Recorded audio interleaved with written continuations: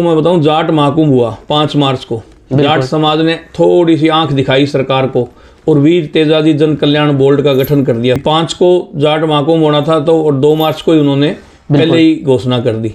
ये दबाव में की ना। राजस्थान के 17 जिलों में तो जाट समाज है ही नहीं 33 में से, अब तो 50 कर दिए गहलोत साहब ने। तो फिर सरकार इतना हुआ, इतना दबाव क्यों मानती है? आप हनुमान बेनीवाल पर बार बार आरोप लगाते हैं, लेकिन कुछ लोगों का कहना है कि हनुमान बेनीवाल और आपकी सांठगांठ है। देखो, वो तो लोगों का कहना है, लोगों की जैसी धारणा है वैसे लोग चलते हैं। जो हमारे लोक देवताओं के खिलाफ बोलेगा, हमारे समाज के खिलाफ बोलेगा, उनको हम मुंह तोड़ जवाब पहले भी दिया, आगे भी देते रहेंगे। ब्राह्मण महापंचायत हुई, बीजेपी ने प्रदेश अध्यक्ष फटाफट रातों रात चेंज कर दिया। ये केसरिया महापंचायत होगी, इसके बाद 24 के 24 सांसदों का घेराव भी होगा और उनसे जवाब भी मांगा जाएगा। सांसद तो 25 है ना? 25 है, वो एक अब चला गया बीजेपी को छोड़ के। बीजेपी को सिर्फ बीजेपी का ही कर रहे हो क्या? तो बीजेपी का तो आप दूसरे समाज को गालियां भी देते। जो कोई हमें देता है, ये तो देखो बड़ी बात है। 11 रुपए डालेगा उसको 21 तो वापिस नुत्ता डालना ही पड़ता है। कि ये सरकारें हैं, ये बहरी गूंगी हो चुकी हैं, इनको कुछ दिखाई नहीं देता। इनको सुनाने के लिए और इनको दिखाने के लिए ये केसरिया महापंचायत, बड़े आंदोलन, बड़ी सभाएं करनी पड़ती हैं। पहले जाट महाकुंभ हुआ, फिर ब्राह्मण महापंचायत हुई, अब केसरिया महापंचायत हो रही है। या यूं कहे जाट राजपूत ब्राह्मण जो बड़ी कौम में है वो सब अपनी ताकतें दिखा रही है। ये राजनीति जो चुनाव आते हैं उसी के नजदीक क्यों दिखाते हैं? पहले ये समाज कहाँ चला जाता है? अगर सरकारें हमारी मांगे नहीं मानेगी तो चमत्कार को नमस्कार। हमने पहले भी सरकारों को पलटी खुआई, आगे भी खुआ देंगे। जातीय जनगणना करा लो, जिसकी जितनी भागीदारी उतनी उसकी हिस्सेदारी। जातीय जनगणना करा लो ना। सारे समाज जातीय तो जनगणना पे क्यों तुले हुए हैं? जाट समाज भी कर रहा है जातीय जनगणना करा लो, ब्राह्मण समाज भी कर रहा है, राजपूत समाज भी कर रहा है। किसी का बहम है वो बहम निकल जाए। अगर किसी को बहम है भाई ये समाज कम है, अब राजपूतों को सरकार 65-70 लाख से ऊपर बताती ही नहीं। राजस्थान के अंदर हम 1,35,00,000 हैं। जातिवाद का टैग इसीलिए लगता है कि मैं सामाजिक तौर तरीके पर समाज की बात कर रहा हूँ, सामाजिक नेता हूँ, इसलिए ये टैग लग रहा है। EWS को 10% से बढ़ाकर 14% किया जाए। EWS का केंद्र की भर्तियों में सरलीकरण किया जाए। जमीन मकान प्लाट की शर्त हटाई जाए। क्या आपका भी सपना है DU, BHU, JNU या किसी और सेंट्रल यूनिवर्सिटी में जाने का? तो अब आपको इसके लिए CUET एग्जाम क्लियर करना होगा। 12th के परसेंटेज का खौफ अब हुआ खत्म। आज ही ज्वाइन करें सीकर में CUET एग्जाम्स के लिए एकमात्र रेजिडेंशियल संस्थान आयाम करियर अकेडमी। पढ़े उनसे जो खुद पढ़े हैं सेंट्रल यूनिवर्सिटी से। कॉल 7023745264। नमस्कार, मेरा नाम है अभिषेक जाखड़ और आप देख रहे हैं RJ TV 24। आज हमारे साथ एक ऐसी शख्सियत है जो कि किसी पहचान के मोहताज नहीं है। आइए जानते हैं इन्हीं से इनके बारे में, क्योंकि अभी हाल ही में देखा हुआ कि हर समाज की महापंचायतें हो रही है। कुछ दिन पहले जाट महाकुंभ हुआ था, उसके बाद में ब्राह्मण महापंचायत हुई थी। अब आने वाले समय में केसरिया महापंचायत हो रही है, जो कि सुखदेव सिंह जी गोगा मेडी के नेतृत्व में हो रही है। आइए जानते हैं सुखदेव जी गोगा मेडी से ही कि ये केसरिया महापंचायत करने की क्यों ज़रूरत पड़ी और इनके क्या क्या मुद्दे होने वाले हैं। और हाल ही में देखा होगा राजस्थान की राजनीति में बहुत से बदलाव हो रहे हैं। आइए जानते हैं सुखदेव जी से। नमस्कार सर, आपका RJ TV 24 पर स्वागत। नमस्कार। नमस्कार सर, सबसे पहले तो मैं यही जानना चाहूँगा कि क्यों ज़रूरत पड़ी केसरिया महापंचायत की? केसरिया महापंचायत की ज़रूरत इसलिए पड़ी कि ये सरकारें हैं, ये बहरी गूंगी हो चुकी हैं, इनको कुछ दिखाई नहीं देता। इनको सुनाने के लिए और इनको दिखाने के लिए ये केसरिया महापंचायत, बड़े आंदोलन, बड़ी सभाएं करनी पड़ती है इनको जगाने के लिए, इसलिए कर रहे हैं। इसके अंदर हमारे प्रमुखता से मुद्दे ये हैं कि क्षत्रिय जन कल्याण बोर्ड का गठन हो। इसके अलावा EWS को 10% से बढ़ाकर 14% किया जाए। EWS का केंद्र की भर्तियों में सरलीकरण किया जाए। ज़मीन मकान प्लाट की शर्त हटाई जाए। जैसे राजस्थान में गहलोत साहब ने हटाई है, उसी तर्ज पर केंद्र सरकार भी हटाए। मतलब वो थोड़ा सा बताना चाहेंगे कैसे क्या हो रखा है, मतलब पहले क्या था इसमें? इसके अंदर पहले ज़मीन मकान प्लाट की शर्त हटा दी थी तो आरक्षण किसी को मिलता ही नहीं। अब ज़मीन की आप कैसे तय करोगे? जयपुर का आधा बीघा 5 करोड़ में बिकता है, 3 करोड़ में बिकता है, 4 करोड़ में बिकता है। बिल्कुल। और जैसलमेर, बाड़मेर, जालोर, वो पड़े लंबे लंबे 100 200 बीघा खोड़, उसमें होता 10 रुपये का ही कुछ नहीं, हजारों में नहीं होता। हाँ, तो 3 करोड़ में वहाँ चाहिए 100 बीघा ज़मीन खरीद लो। यहाँ आधा बीघा जयपुर का, वहाँ 100 बीघा, तो वो मापदंड सही नहीं बैठते। ठीक है। तो इसलिए हम ये कहना चाहते हैं कि केंद्र की भर्तियों के अंदर ज़मीन मकान प्लाट की शर्त हटाई जाए। ठीक है। आज जो आर्थिक पिछड़े हैं, SC ST के हो चाहे OBC के हों, उनको सरकारी इंदिरा आवास और ये मिलते हैं। तो क्या ये 100 गज में मिलते हैं क्या? बिल्कुल। 100 गज में कितना बड़ा परिवार रह सकता है? छोटा सा एक घर हाँ, में तो ये सारी बाधाएं हैं, ये हटा करके सवर्ण आर्थिक पिछड़े उनको आरक्षण दिया जाए, ये मांग है।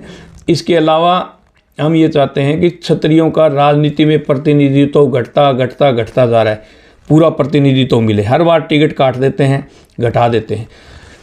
राजस्थान के अंदर क्षत्रिय 1,35,00,000 हैं और ये छोटा अगर ये सिस्टम ना हो तो चारण हैं, रावणा राजपूत हैं, राजपुरोहित हैं, राणा हैं, ये जो राजपूती कौम है, ये सब मिल करके अगर एक हों तो राजस्थान के अंदर 4 करोड़ हैं, 4 करोड़ लोग हैं। तो इनकी अनदेखी राजस्थान सरकार कैसे कर सकती है? इसलिए ये केसरी महापंचायत कर रहे हैं। वैसे मुद्दे तो इसके अंदर 21 हैं, 25 हैं, वो हम 27 तारीख को प्रेस कॉन्फ्रेंस करके पूरे के पूरे सरकार के सामने और भाई और बहनों और इस प्रदेश की जनता के सामने रखेंगे। मैं एक चीज़ जानना चाहता हूँ कि पहले जाट महाकुंभ हुआ, फिर ब्राह्मण महापंचायत हुई, अब केसरिया महापंचायत हो रही है, या यूँ कहे जाट राजपूत ब्राह्मण जो बड़ी कौम में है वो सब अपनी ताकतें दिखा रही है। ये राजनीति जो चुनाव आते हैं उसी के नज़दीक क्यों दिखाते हैं? पहले ये समाज कहाँ चला जाता है? नहीं, पहले ये बात आपकी सही है। करनी सेना तो ऐसी संस्था है जो पूरे 5 साल ही करती है, वो चुनाव का वो मतलब नहीं है जी। अब आपको मैं बताऊं, जाट महाकुंभ हुआ 5 मार्च को। जाट समाज ने थोड़ी सी आंख दिखाई सरकार को और वीर तेजाजी जन कल्याण बोर्ड का गठन कर दिया सरकार ने। वो तो पहले ही कर दिया था, घोषणा करने के बाद किया ना। हाँ। 5 को जाट महाकुंभ होना था तो और 2 मार्च को ही उन्होंने पहले ही घोषणा कर दी, ये दबाव में की ना। बिल्कुल। तो मैं आपको बताना चाहता हूं कि राजस्थान के अंदर 17 जिलों के अंदर तो जाट समाज है ही नहीं। राजस्थान के 17 जिलों में तो जाट समाज है ही नहीं। 33 में से अब तो 50 कर दिए गहलोत साहब ने। ठीक है। हाँ। तो फिर सरकार इतना हुआ, इतना दबाव क्यों मानती है? तो ब्राह्मण महापंचायत हुई, बीजेपी ने प्रदेश अध्यक्ष फटाफट रातों रात चेंज कर दिया। तो जो समाज संगठित होते हैं उनकी ताकत दिखती है तो सरकारों पर निश्चित रूप से असर पड़ता है। आप कह रहे हो कि जाट समाज 17 जिलों में तो है नहीं, कहने का मतलब ये है कि जाट समाज इकट्ठित नहीं है? भाई इकट्ठित तो सब लोग अपनी अपनी जगह हैं। कोई जाट समाज में अकेले में 3 गुट नहीं है, राजपूतों में भी है, ब्राह्मणों में भी हैं, अन्य कास्टों में भी हैं, सब में हैं। मैं यही चीज़ पूछने वाला था। आप संगठन की बात कर रहे हो तो क्या राजपूत समाज पूरा यहाँ एक मंच पे दिखाई देगा आपकी केसरिया महापंचायत में? भाई हम तो सबको बुलाने की कोशिश कर रहे हैं, कोई बाहर गया हुआ हो या कोई कारणवश से कोई नहीं आया हो, ऐसा मुझे तो ये लगता है कि कोई ऐसा संगठन नहीं होगा जो आने वाली युवा पीढ़ी का भला नहीं चाहता हो। जन कल्याण बोर्ड, क्षत्रिय जन कल्याण बोर्ड का गठन हो जाए ना तो समाज का भला हो जाएगा, आने वाली युवा पीढ़ी का भला हो जाएगा। उससे ये होगा जैसे जोधपुर के अंदर भूमरा कांड गैस त्रासदी हुई थी तो सरकार से मुआवजे की मांग की, धरना किया, आंदोलन किया, वहाँ 6-7 दिन 10 दिन तक जोधपुर में धरना प्रदर्शन चला। अगर जिस समाज का जन कल्याण बोर्ड होता है तो सरकार के आगे हाथ जोड़ने की जरूरत नहीं, उससे ही 1-2 करोड़ की मदद हो जाती है। कोई भाई पढ़ाई में होशियार हैं, फीस नहीं भर रहा है, जन कल्याण बोर्ड से भरी जा सकती है। सवर्ण आर्थिक पिछड़ों के लिए हम मांग कर रहे हैं तो क्षत्रिय जन कल्याण बोर्ड की जो मांग है वो हो जाती है। तो जो भी सरकार रखेगी 70, 75, 80% जो भी नंबर लेकर के आएगा उनको स्कूटी दी जाएगी, लैपटॉप दिए जाएंगे, कंप्यूटर दिए जाएंगे। उस समाज के उत्थान के लिए 200 से 500 करोड़ हर बोर्ड के अंदर डाले जाते हैं और वो राशि बढ़ाई भी जा सकती है। तो 500 करोड़ जिस समाज के ऊपर खर्च करे सरकार तो वो समाज का कम से कम पूरा तो नहीं तो 30 से 25% का तो भला होता है। ये है जन कल्याण बोर्ड। मैं एक चीज़ और जानना चाहता हूँ कि आप पर बार बार आप जातिवाद के आरोप लगाते हैं लोग, क्योंकि आप जातिवादी बयान भी देते रहते हैं। देखो सही बात है आपकी, क्योंकि मैं सामाजिक नेता हूँ। जाति की बात मैं इसलिए करता हूँ, सामाजिक नेता हूँ, राजपूत समाज का एक अंग हूँ। मैं कोई राजपूत समाज का नेता नहीं हूँ, मैं तो एक छोटा सा कार्य करता हूँ जो पूरे भारत के अंदर आज 26 स्टेट के अंदर श्री राष्ट्रीय राजपूत करनी सेना की टीम खड़ी कर दी। मेरे से बहुत सीनियर हैं, बहुत बड़े हैं, दादो साहब बाबू साहब खूब हैं, उनका आशीर्वाद लेते रहते हैं हम तो। पर जातिवाद का टैग इसीलिए लगता है कि मैं सामाजिक नेता, सामाजिक तौर तरीके पर समाज की बात कर रहा हूँ, सामाजिक नेता हूँ, इसलिए ये टैग लग रहा है। तो आप दूसरे समाज को गालियां भी देते हो? जब मैं ये आपको मैं बताऊं, जो कोई हमें देता है, ये तो देखो बड़ी बात है, 11 रुपए डालेगा उसको 21 तो वापस नूता डालना ही पड़ता है। कोई हमें देता है तो वापस उसको तो जवाब देना ही पड़ेगा। तो मैं ये कहता हूं कि जब इस देश का क्षत्रिय मजबूत था तो सबको साथ लेकर के चलता था, सबके विकास की बात करता था, सबकी रक्षा की बात करता था, गाय की, बहन की, बेटी की, मंदिर की, साधु संतों की, सबकी रक्षा करता था। आज क्षत्रिय को ही इन सरकारों ने कमज़ोर कर दिया, तो वो दूसरे की रक्षा क्या कर पाएगा, खुद की नहीं कर पा रहा। तो हम ये चाहते हैं क्षत्रिय फिर से मजबूत हो और सबको साथ लेकर के चले। राजनीति में कहाँ कमज़ोर है? आपका तो केंद्रीय मंत्री है। केंद्रीय मंत्री होने से मजबूत नहीं हो जाता। 1,35,00,000 राजपूत हैं, कितनी टिकटें दी समाज को? जातीय जनगणना करा लो, जिसकी जितनी भागीदारी उतनी उसकी हिस्सेदारी। जातीय जनगणना करा लो ना, जितनी सारे जिसकी समाज हिस्सेदारी जातीय उसकी उतनी जनगणना पे भागीदारी। क्यों तुले हुए हैं? सारे समाज जातीय तो जनगणना पे क्यों तुले हुए हैं? जाट समाज भी कर रहा है जातीय जनगणना करा लो, हाँ, होनी चाहिए ना। ब्राह्मण समाज भी कर रहा है, राजपूत समाज भी कर रहा है। किसी का बहम है वो बहम निकल जाए, इसलिए हम ये आज कह तक रहे हैं। कभी हुई नहीं है ये गणना। हो ही नहीं है, पर करवानी चाहिए सरकार को।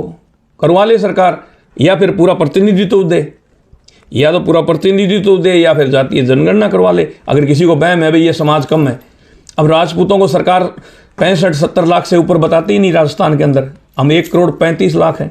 आप कैसे कर सकते हैं इतना दावे के साथ? मैं हर तहसील, हर गांव में गया हूँ, बायोडाटा लेके आया हूँ।